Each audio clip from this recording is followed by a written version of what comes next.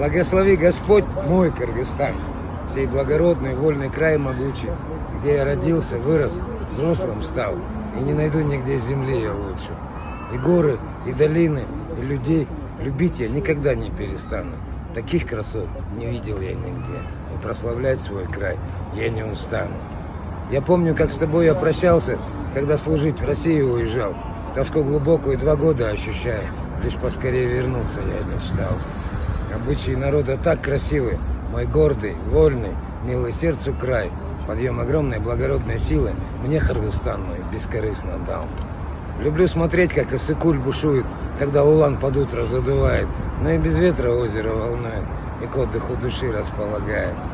Сары-Челек, жемчужина красот, мне по ночам так часто стало сниться, ведь озеро лежит среди высот, не может сей пейзаж совсем забыться. Ош, родина пророка Сулаймана, где на горе в пещере он молился, Нарын, край золота, энергии, урана, Бишкек, всем этим чудесам столица. Талас, вторая родина Манаса, куда привел народ он гордый, вольный, и по горам народ наш расселялся, и были люди сей землей довольны. Да в общем, все красоты перечислить, земля моя, я не смогу словами. Как хорошо здесь на природе мыслить, и как легко общаться здесь с друзьями. Просты здесь люди и добры сердечно, высокогорный мой, любимый край. Тебе, земля, желаю жизни вечной. Цвети, мой Кыргызстан, и процветай.